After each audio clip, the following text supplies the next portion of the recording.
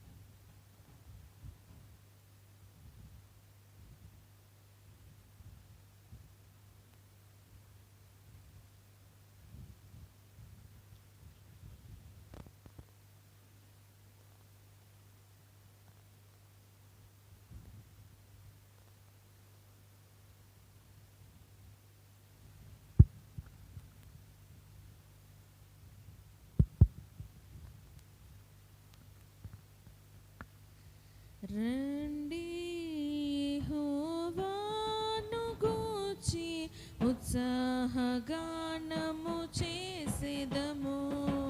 రండి యెహోవాను గూర్చి ఉత్సాహగానము చేసేదము.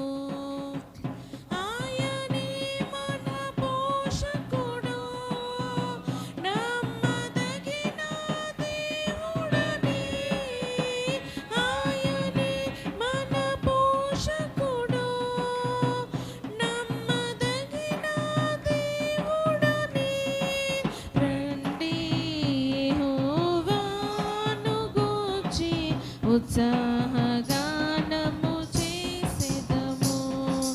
రండి యెహోవాను గూర్చి ఉత్సాహగానము చేసేదము. కష్ట నష్టములెన్నున్నా, పొంగు సాగరాలెదురైనా, కష్ట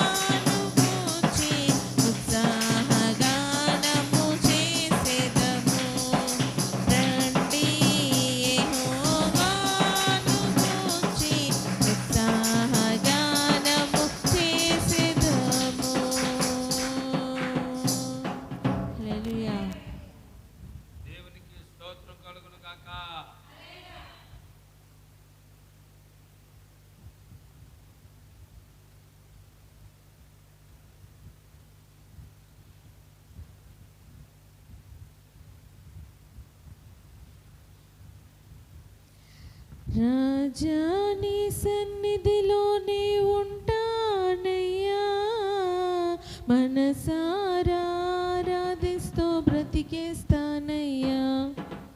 రాజా నీ సన్నిధిలోనే ఉంటానయ్యా, మనసారా ఆరాధిస్తూ బ్రతికేస్తానయ్యా. నేనుండాలేనయ్యా, నే బ్రతుకాలేనయ్యా, నేనుండాలేనయ్యా, నే బ్రతుకాలేనయ్యా. నీవే లేకుండా నేనుండాలేనయ్యా, నీ తోడే లేకుండా నే బ్రతుకాలేనయ్యా.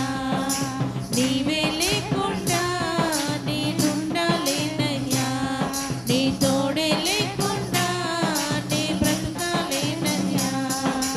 రాజా నీ సన్నిధిలోనే ఉంటానయ్యా, మనసారా ఆరాధిస్తూ బ్రతికేస్తానయ్యా. రాజా నీ సన్నిధిలోనే ఉంటానయ్యా,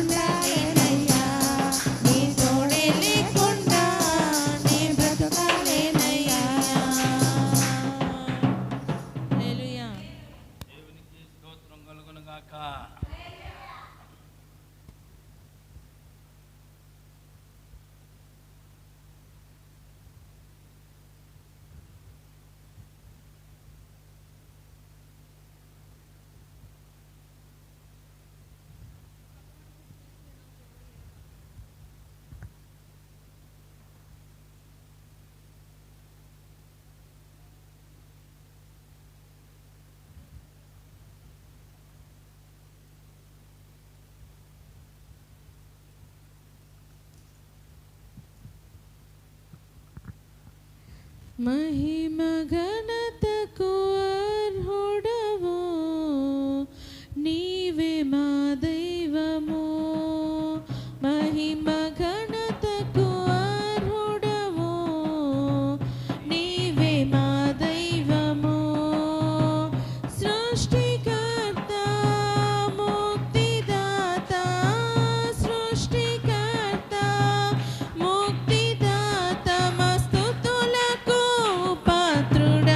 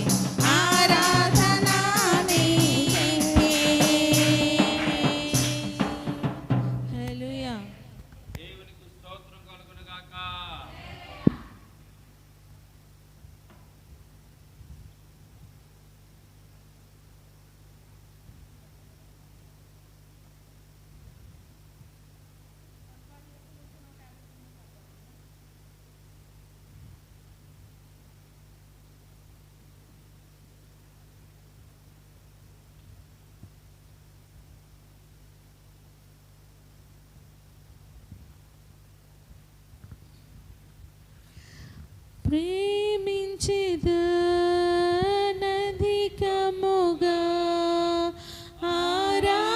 ఆరాధింతున్ ఆసక్తితో ప్రేమించెదన్ అధికముగా ఆరాధింతున్ ఆసక్తితో పూర్ణ మనసుతో ఆరాధింతున్ నిన్ను పూర్ణ బలముతో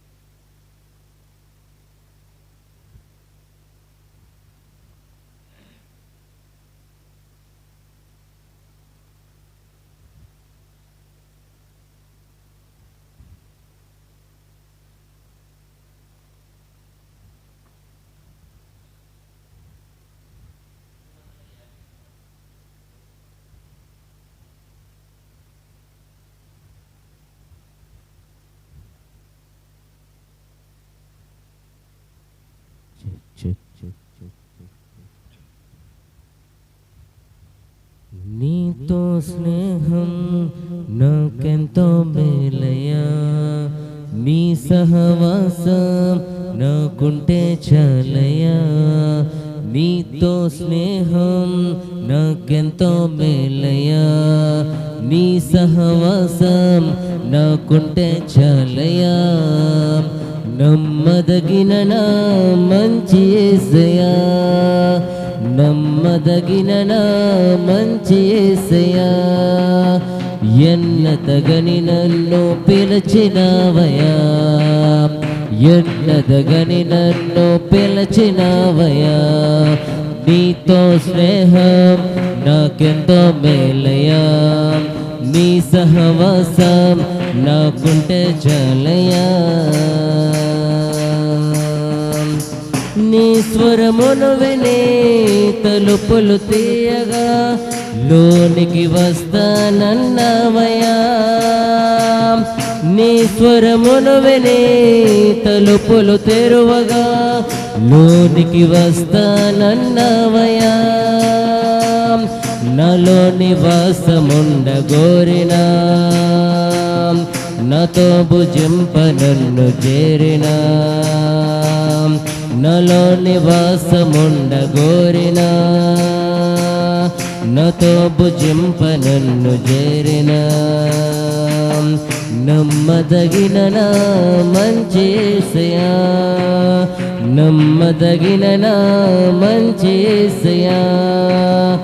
ఎన్నదగని నన్ను పిలచినవయ్యా, ఎన్నదగని నన్ను పిలచినవయ్యా. నీతో స్నేహం నాకెంతో మేలయ్యా, నీ సహవాసం నాకుంటే చాలయ్యా. యమాయి దారిలో నీతోటి నడువగా హృదయం మండించినవయ్యా. యమాయి దారిలో నీతోటి నడువగా హృదయం మండించినవయ్యా. నిలేఖనాలు తేటపరచిన, అజ్ఞాన తిమిరం తొలగించిన. నీలాగా లేఖనంచిన, అజ్ఞాన తిమిరం తొలగించిన. నమ్మదగిన నా మంచి యేసయ్యా, నమ్మదగిన నా మంచి యేసయ్యా. ఎన్నదగని నన్ను పిలచినవయ్యా, ఎన్నదగని నన్ను పిలచినవయ్యా. నీతో స్నేహం నాకెంతో మేలయ్యా, నీ సహవాసం నాకుంటే చాలయ్యా. ఇద్దరు ముగ్గురు ఓ చోట కూడినా వారితో ఉంటానన్నవయ్యా. ఇద్దరు ముగ్గురు ఓ చోట కూడగా వారితో ఉంటానన్నవయ్యా. నీలాగా వెలుగులోనే నడిపినా, నా పాద దోషమంత కడిగినా. నీలాగా వెలుగులోనే నడిపినా, నా పాద దోషమంత కడిగినా. నమ్మదగిన నా మంచి యేసయ్యా, నమ్మదగిన నా మంచి యేసయ్యా. ఎన్నదగని నన్ను పిలచినవయ్యా, ఎన్నదగని నన్ను పిలచినవయ్యా. నీతో స్నేహం నాకెంతో మేలయ్యా, నీ సహవాసం నాకుంటే చాలయ్యా. పామర శిష్యులు నీతోనే ఉండగా ధైర్యము ప్రసాదించినవయ్యా. పామర శిష్యులు నీతోనే ఉండగా ధైర్యము ప్రసాదించినవయ్యా. నీ సేవ చేయ కృపను ఇచ్చిన, నీ ప్రేమ చాటయలలో ఉంచిన, నీ సేవ చేయ కృపను ఇచ్చిన, నీ ప్రేమ చాటయలలో ఉంచిన, నమ్మదగిన నా మంచి యేసయ్యా, నమ్మదగిన నా మంచి యేసయ్యా, ఎన్నదగని నన్ను పిలచినవయ్యా, ఎన్నదగని నన్ను పిలచినవయ్యా, నీతో స్నేహం నాకెంతో మేలయ్యా, నీ సహవాసం నాకుంటే చాలయ్యా, నీతో స్నేహం నాకెంతో మేలయ్యా, నీ సహవాసం నాకుంటే చాలయ్యా.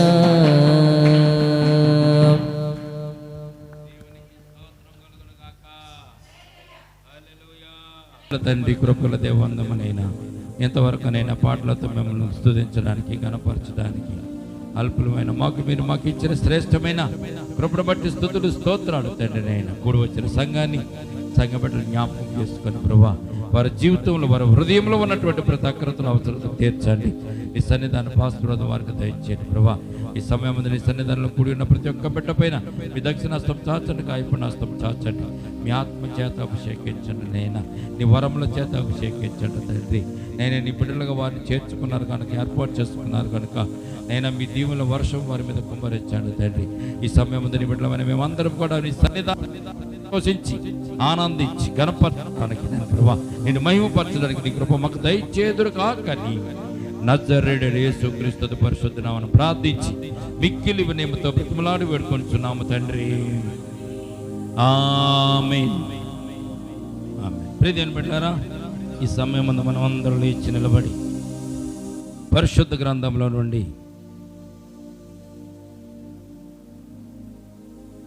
119వ కీర్తన మనం చదువుకుంటున్నాం కనుక ఈ సమయమందు ఆ కీర్తన మనం చదువుదాం. ఆ కీర్తన ఉన్నటువంటి విషయాలు కూడా మనము నేర్చుకుందాం.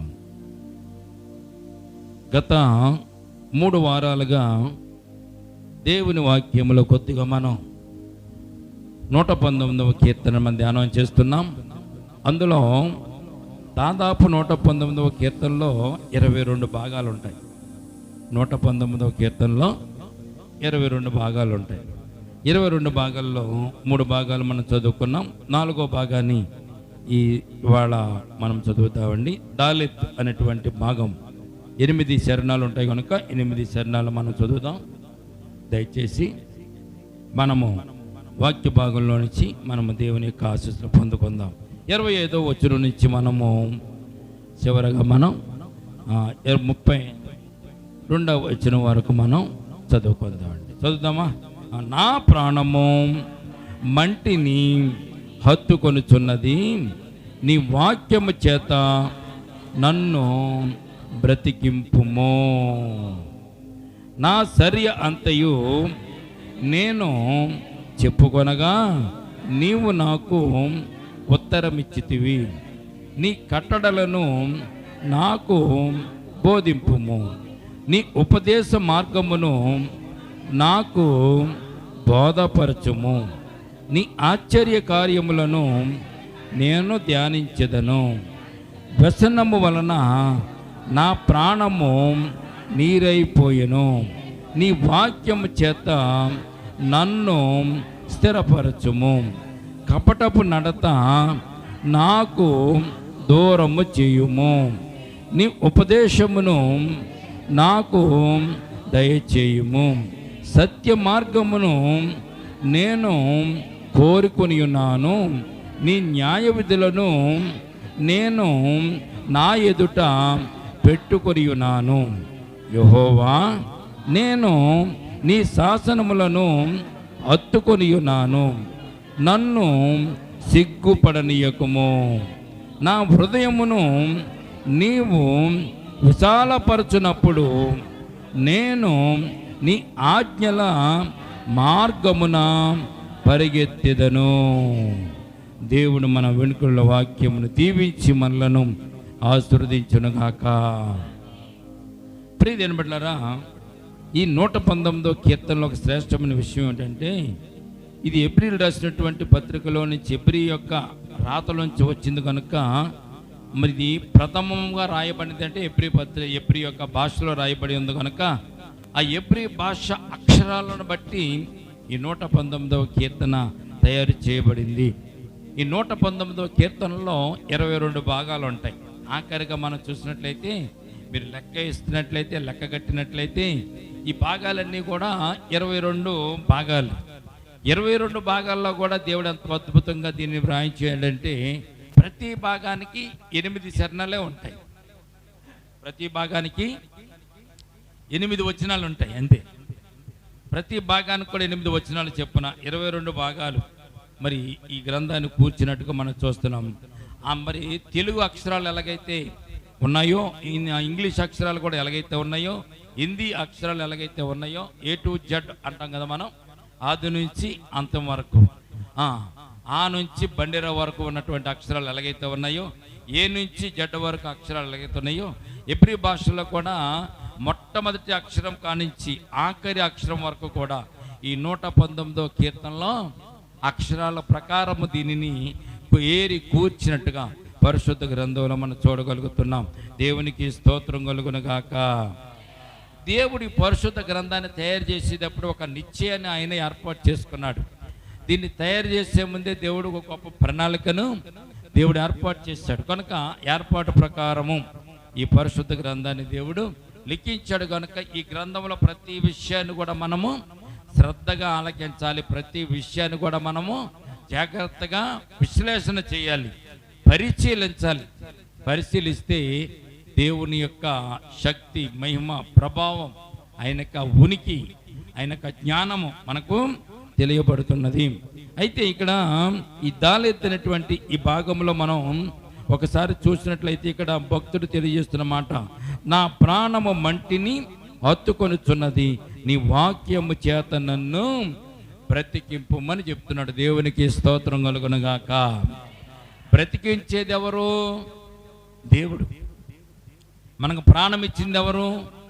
దేవుడు. మనల్ని కాపాడేది ఎవరు? దేవుడు. కానీ ఇక్కడ భక్తుడు చెప్తున్న మాట మనము ఒక్కసారి ఆలోచన చేసినట్లయితే, ఒక్కసారి మనం గమనించినట్లయితే, దేని చేత భక్తుడు బ్రతికించమని ఇక్కడ కోరుకుంటున్నాడు, అడుగుతున్నాడు అంటే, ప్రియనబడు నా ప్రాణము మంటిని అట్టుకొనుచున్నది, నీ వాక్యము చేత నన్ను బ్రతికింపుమని తెలియజేస్తున్నాడు. దేవునికి స్తోత్రం కలుగునుగాక. వాక్యము మనుషులను బ్రతికిస్తుంది. చనిపోయిన వారిని కూడా వాక్యము బ్రతికిస్తుంది. కృంగిపోయిన వారిని కూడా వాక్యము లేవనెత్తుతుంది. అనారోగ్యంతో ఉన్న వారిని కూడా వాక్యము స్వస్థపరుస్తుంది. నీ ఇరుకులోను ఇబ్బందుల్లోనూ కూడా వాక్యము నీకు తోడుగా ఉంటుంది అనే సత్యాన్ని తెలియచేయడానికి భక్తుడు ఇక్కడ ఈ మాటను మన కొరకు వ్రాసి ఉంచాడు. దేవునికి స్తోత్రం కలుగునుగాక. మనకి వాక్యం అంటే మనకి ఎట్టదు, బైబిల్ అంటే మనకి ఎట్టదు, వాక్యం చదవడం అంటే మనకి ఎట్టదు, వాక్యాన్ని ఎవరైనా చదువుతున్నా కానీ మనకి ఎట్టదు. ఎంతసేపు చదువుతారండి, ఎంతసేపు చెప్తారండి అని మనం చిరాకు పడుతూ ఉంటాం, ఇసుకుదల చెందుతూ ఉంటాం. ప్రియమైన బిడ్డలారా, ఈ వాక్యం కొన్న శక్తి ఏంటో తెలుసండి. ఆపదలో నిన్ను ఆదుకుంటుంది, శ్రమల్లో నీకు తోడుగా ఉంటుంది, చీకట్లో నిన్ను నడిపించడానికి వెలుగుగా ఉంటుంది, ప్రాణాపాయ పరిస్థితుల్లో ప్రాణమును కూడా రక్షించడానికి వాక్యము నీకు సహాయపడుతుంది. దేవునికి స్తోత్రం కలుగునుగాక. భక్తుడు తెలియక రాయలేదు ఇక్కడ. ఆయనకి దేవుని వాక్యము కొన్నటువంటి మరి విశేషము తెలిసినవాడు, వాక్యము కొన్న విలువ తెలిసినవాడు, వాక్యము కొన్నటువంటి ఘనత తెలిసినవాడు, వాక్యము కొన్న ప్రభావాన్ని తెలిసినవాడు. కనుక భక్తుడు చెప్తున్నాడు, నా ప్రాణము మంటిని హత్తుకొనుచున్నది, నీ వాక్యము చేత నన్ను బ్రతికింపుము. ఈ సమయం వద్ద మనం ఈ మాటను మనం కంఠస్థం చేసుకుందాం. మనకున్న ఆపదను బట్టి, ఇరుకులను బట్టి, ఇబ్బందులను బట్టి దేవుని సన్నిధానంలో మనం మోకరించినప్పుడు మనం చెప్పవలసిన మాట ఏంటంటే, ప్రభువా నీ వాక్కు చేత నన్ను బ్రతికించు, నీ వాక్యం చేత నన్ను నడిపించు, నీ వాక్యం చేత నాకు కాపుదల దయచి, నీ వాక్యం చేత నాకు పని కూడా దయచి. అన్ని దయచేసేది కూడా వాక్యమే. వాక్యం అంటే ఎవరో కాదు, నీ దేవుడే. దేవునికి స్తోత్రం కలుగునుగాక. అందుకే యోహాను రాసిన సువార్త 1వ అధ్యాయం 1వ వచనంలో మనం ఒక వారం ధ్యానం చేసుకున్నాం. ప్రియదనబట్లారా, ఏంటంటే ఆది యందు వాక్యం ఉండెను, వాక్యము దేవుని యొద్ద ఉండెను, వాక్యమే దేవుడై ఉండును ఆ వాక్యమే శరీరధారి మన మధ్య సత్య స్వరూపిగా మన మధ్య నివసించను అని వాక్యం మనకు తెలియజేయబడుతుంది. వాక్యమే దేవుడు, దేవుడే వాక్యము కనుక ఆ వాక్యం మనం బ్రతికిస్తుంది కనుక వాక్యాన్ని మనం విడిచిపెట్టకుండా మనము ఫాలో చేస్తూ, కొంతమందిని మనం ఫాలో చేస్తాం, కొన్ని మాటలు మనం ఫాలో చేస్తాం, కొన్ని విషయాలను మనము ఫాలోఅప్ చేస్తాం. ఫాలోఅప్ చేసి మనం ఆ విషయాలను బట్టి ముందుకెళ్తూ ఉంటాం. ఎవరన్నా మంచి మాట చెప్పారనుకుని ఆ మాట ప్రతిసారి వల్లిస్తూ ఉంటాం. ఎవరన్నా ఒక సామెత చెప్పారనుకున్న సామెతను మనం వల్లిస్తూ ఉంటాం. అట్టి రీతిగా దేవుని వాక్యాన్ని కూడా ప్రతి సమయం ముందు ఆ సమయం ముందు కూడా మంచితనం మంచిలోను చెడ్డలోను కూడా నువ్వు నివసిస్తున్న ప్రదేశంలో చేస్తున్న పనులన్నింటిలో కూడా దేవుని వాక్యాన్ని నెమరు వేసుకుంటూ దేవుని వాక్యాన్ని ధ్యానం చేసుకుంటూ ఉంటే ఆ వాక్యమే నిన్ను నడిపించేదిగా ఉందనే సత్యాన్ని ఈ యొక్క వాక్యం లేఖనం మనకు తెలియజేస్తున్నందుకు భక్తుడు అంటున్నాడు, నీ వాక్యము చేత నన్ను బ్రతికించు అంటున్నాడు. ఈ మాటను మనం జ్ఞాపకం చేసుకుంటూ ఆ వాక్యమే మనల్ని నడిపించాలని, వాక్యమే మనల్ని కాపాడాలని, వాక్యమే మనల్ని దీవించాలనేటువంటి సత్యాన్ని మనం తెలుసుకుంటూ మనం ముందుకు సాగుదాం. ఈ మాటలు దేవుడు దీవించి మనల్ని ఆశీర్వదించును గాక.